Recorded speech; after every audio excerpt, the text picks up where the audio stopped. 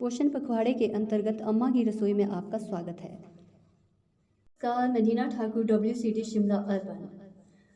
स्वस्थ रहने के मुख्य अनाज है चावल, रागी, बाजरा, मक्का और ज्वार। जी हाँ, हम बात कर रहे हैं 2023 इंटरनेशनल मिलेट ईयर की।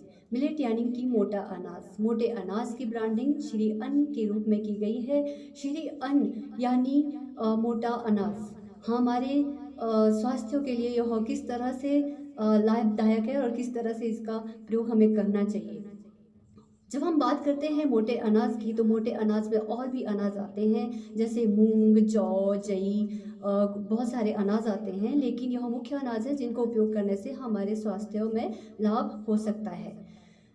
तो सबसे पहले मैं बताना चाहूँगी कि सबसे ज़्यादा उपयोग होने वाला खाद्य वस्तु जो है वो है आटा, जिसे हम एक दिन में 3 बार रोटी के रूप में प्रयोग में लाते हैं। तो क्यों ना इन मोटे अनाजों का आटा बनाकर इसे रोटी के रूप में उपयोग में लाया जाए। वैसे इसे कई तरह की रेसिपी द्वारा भी उपयोग में लाया जा सकता है, जैसे जौ का दलिया बनता है, सीरा बनता है, जौ का आटा बनाकर उसे हलवा, चीला कुछ भी बना सकते हैं। बहुत सारी रेसिपीज हैं, लेकिन मैं आपको आटा बताना चाहती हूँ। यदि आप मोटे अनाज की शुरुआत पहली बार करें तो उसे किस तरह से, उसकी रेशो क्या होनी चाहिए, ये मैं आपको बताने जा रही हूँ।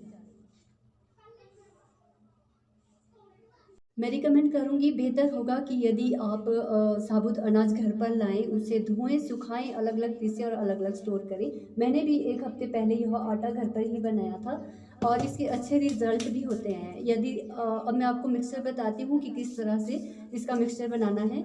सबसे पहले आप लेंगे 1 किलो गेहूँ और रागी और बाजरा 100-100 ग्राम और 250 ग्राम चना, जौ 200 ग्राम। इस तरह से मिक्सचर बनेगा। और मैं इसके फ़ायदे बता दूँ आपको कि जैसे जौ में पोटाशियम, विटामिन, आयरन होता है और ये गर्मी के लिए ठंडा होता है। अपने घर पर यदि लाएंगे तो अपने सेहत के हिसाब से इसकी क्वांटिटी कम ज़्यादा कर सकते हैं।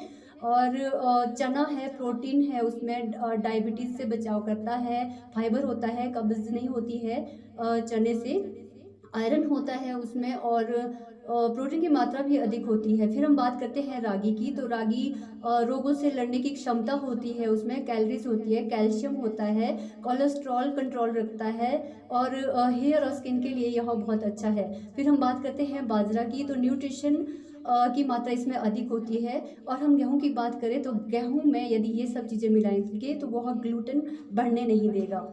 और फिर हम बात करते हैं खेती की, तो खेती में इसमें ज़्यादा मेहनत नहीं करनी पड़ती है। यह बिना उपजाऊ मिट्टी में और कम पानी से भी हो जाती है और कीटनाशक भी इसकी ज़्यादा ज़रूरत नहीं पड़ती है।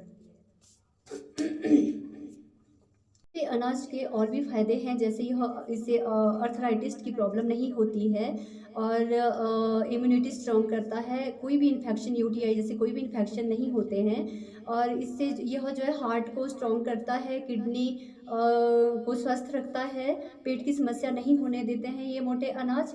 और इसी मोटे अनाज के जो मैंने आटा बनाया है, इसकी एक रेसिपी बताना चाहती हूँ, लेकिन उससे पहले मेरी आपसे रिक्वेस्ट है कि अपने खेत और प्लेट में मोटे अनाजों को अवश्य स्थान दें। Thank you. सबसे पहले लोहे की कढ़ाई में हम लेंगे गुड़, इसे बॉईल कर लेंगे और उसके बाद हम लेंगे ईस्ट। इसमें थोड़ी सी चीनी डाली है ताकि जल्दी घुल जाए और इसमें पानी डाला है भिगोने के लिए। ड्राई फ्रूट्स हमने काट कर रख लिए हैं। ड्राई फ्रूट्स काटने के बाद मैंने लिया है ये मिक्स आटा, मल्टीग्रेन आटा, जो कि मैंने घर पर बनाया है, और इसको हम अच्छी तरह से घोल लेंगे। इसे मिक्स करेंगे। इसको आटे में मिक्स करने के बाद हम इसे अच्छी तरह से मिक्स करेंगे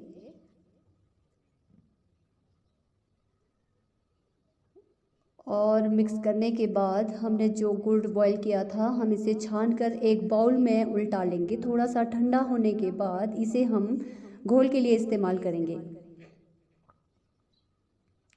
इसे अच्छी तरह से हिलाएंगे और एक अच्छा बेहतर घोल हम तैयार करेंगे मल्टीग्रेन कटोरी चीला के लिए। इस तरह का घोल ये बन चुका है। अब हम लेंगे ड्राई फ्रूट्स, कटे हुए ड्राई फ्रूट्स आप अपनी इच्छा अनुसार कम ज़्यादा कर सकते हैं। अब हम लेंगे कटोरी। कटोरी में हम ऑयल लगाएंगे ताकि बाद में कटोरी चीला पकने के बाद वह आसानी से निकल जाए कटोरी से। अब हम घोल को कटोरी में डालेंगे। कटोरी में घोल हम आधी कटोरी डालेंगे, क्योंकि कई बार ये ज़्यादा भी मतलब उभर जाता है। अभी मैं जल्दी में बना रही हूँ तो शायद हो सकता है ये सॉफ्ट बने, ज़्यादा उभरेंगे नहीं। आप इसे 15 से 20 मिनट घोल तैयार करके छोड़ भी सकते हो। ये लिया सीडू मेकर। सीडू मेकर में हम घोल की कटोरियाँ डाल देंगे और मल्टीग्रेन कटोरी चीला हो चुका है तैयार। अब हम इसे घी के साथ सिड्डू की तरह सर्व करेंगे। 6 माह के बाद ऊपरी आहार के पश्चात छोटे बच्चों को भी यह दूध में मिक्स करके दिया जा सकता है।